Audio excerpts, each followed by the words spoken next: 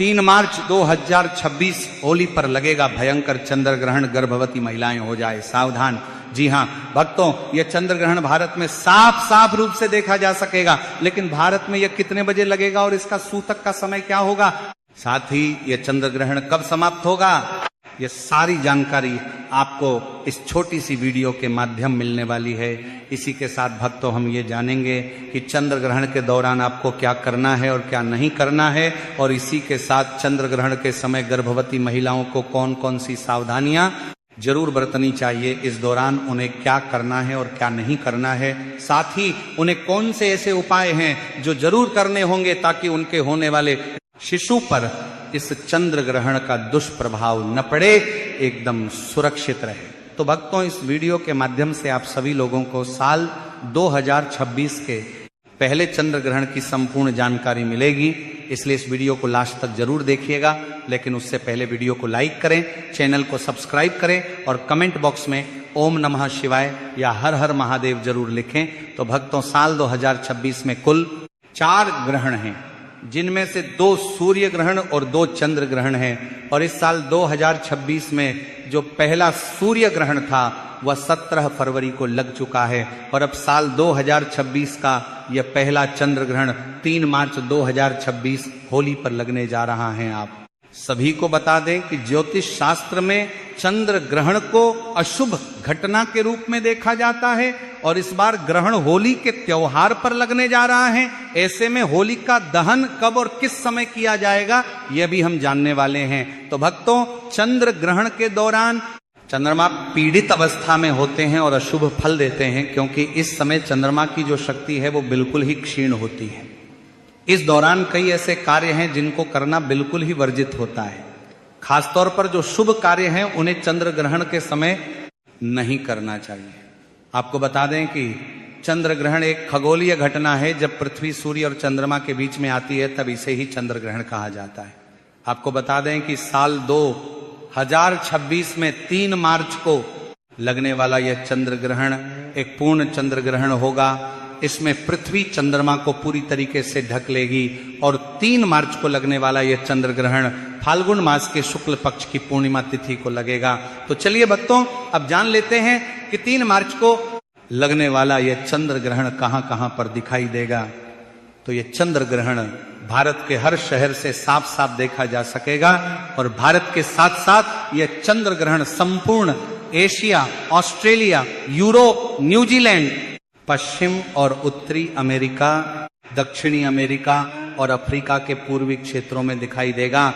और अब बात कर लेते हैं इस चंद्र ग्रहण के समय की। तो भक्तों, भारतीय समय के अनुसार इस चंद्र ग्रहण की शुरुआत दोपहर 3:20 से होगी, और इस चंद्र ग्रहण की समाप्ति शाम 6:47 पर होगी। इस चंद्र ग्रहण की कुल अवधि लगभग 3 घंटे 27 मिनट तक रहेगी।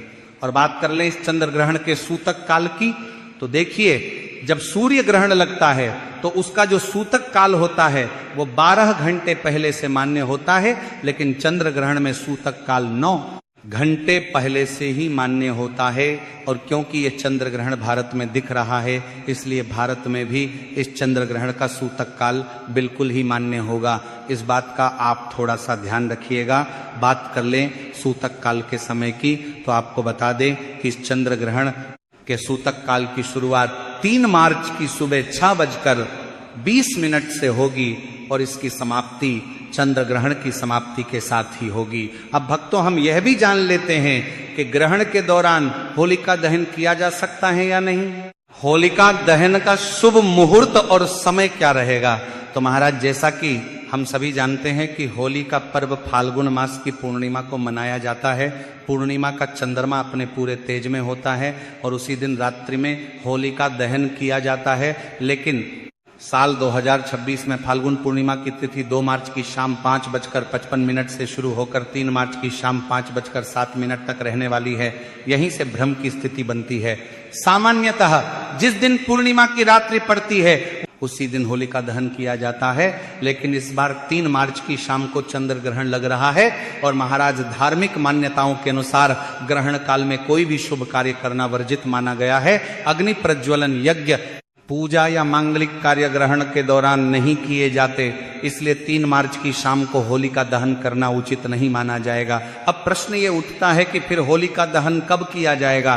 तो महाराज ज्योतिषीय गणना के अनुसार 2 मार्च की रात्रि में होलिका दहन किया जाएगा। लेकिन यहां भी एक और स्थिति सामने आती है। 2 मार्च की शाम को भद्रा का समय लग रहा है और शास्त्रों में भद्रा काल में होलिका दहन करना अशुभ बताया गया है, इसीलिए भद्रा समाप्त होने के बाद का समय ही स्वीकार्य माना जाएगा। इसीलिए होलिका दहन 2 मार्च की देर रात लगभग 12:50 से लेकर लगभग 2 बजे के बीच का समय होलिका दहन के लिए शुभ रहेगा। यही वह समय है जब श्रद्धा और विधि विधान से होली का दहन किया जा सकता है।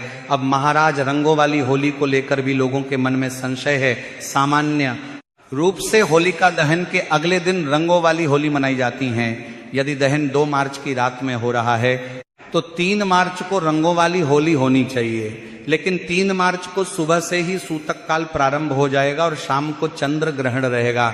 शास्त्रों के अनुसार ग्रहण के दिन उत्सव और आनंदोत्सव करना उचित नहीं माना गया है, इसलिए पंचांग के अनुसार रंगों वाली होली 4 मार्च 2026 को मनाई जाएगी। उस दिन ग्रहण का प्रभाव समाप्त हो चुका होगा और वातावरण शुद्ध माना जाएगा।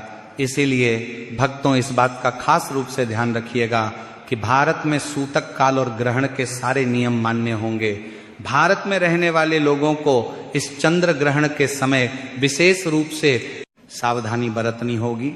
खासकर गर्भवती महिलाओं को इस समय विशेष सावधानी बरतने की आवश्यकता होती है, क्योंकि ग्रहण का सीधा प्रभाव गर्भ में पल रहे शिशु पर पड़ता है। इसीलिए चंद्र ग्रहण के समय गर्भवती महिलाओं को चांद की रोशनी में नहीं जाना चाहिए और अपने गर्भ पर ग्रहण की छाया तो बिल्कुल ही नहीं पड़ने देनी चाहिए।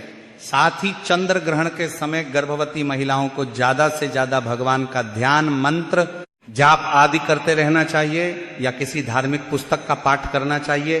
गर्भवती महिलाओं को नुकीली और धारदार चीजों का प्रयोग इस समय सूतक काल और ग्रहण के दौरान बिल्कुल भी करना वर्जित माना जाता है। गर्भवती को ग्रहण में गलती से भी देखना नहीं चाहिए।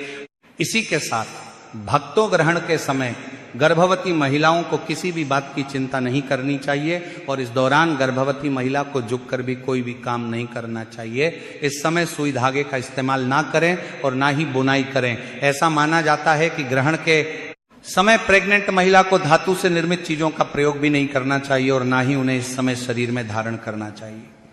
संभव हो तो ग्रहण खत्म होने के बाद गर्भवती महिला को स्नान अवश्य ही करना चाहिए और ग्रहण के दौरान अपने पेट पर गेरू का लेप अवश्य ही करके रखना चाहिए।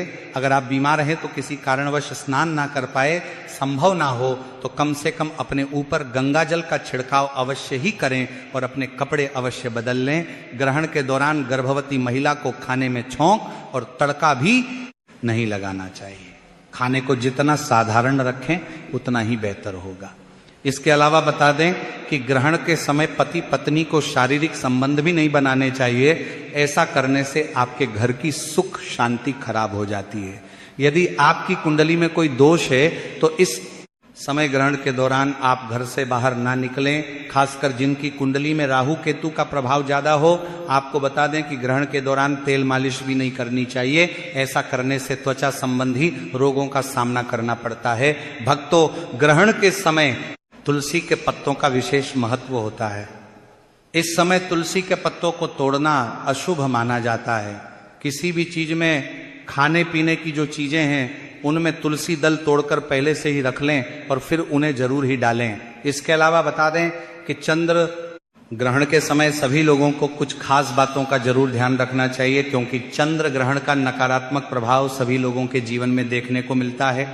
ध्यान रखें कि चंद्र ग्रहण के दौरान बालों में तेल लगाना, भोजन करना, पानी पीना, सोना या बाल बनाना, ये सभी कार्य बिल्कुल ही वर्जित होते हैं। इस दौरान कपड़े धोना, बर्तन धोना, खाना बनाना या फिर ताला खोलना और दंत मंजन करने की भी मनाही की जाती है। अगर आप बीमार हैं, बुजुर्ग हैं या बच्चे हैं या फिर गर्भवती महिला हैं और इस समय ग्रहण के समय कुछ भी खाने पीने की आवश्यकता हो तो आप ग्रहण के सूतक काल लगने से पहले ही खाने पीने की पूरी तैयारी कर लें और हर एक खाने पीने के सामान में तुलसी दल डालना बिल्कुल भी ना भूलें। या फिर आप कुश यानी कि घास भी डाल सकते हैं। इससे उन अन्न और जल में ग्रहण का दोष नहीं लगता है और आप ग्रहण की नकारात्मकता से एकदम सुरक्षित रहेंगे। भक्तों, इसके अलावा चंद्र ग्रहण के समय कोई भी शुभ कार्य नहीं करना चाहिए। आपको बता दें कि ग्रहण के दौरान पूजा भी निषेध मानी गई है। इस दौरान आरती पूजा पाठ करने की मनाही होती है।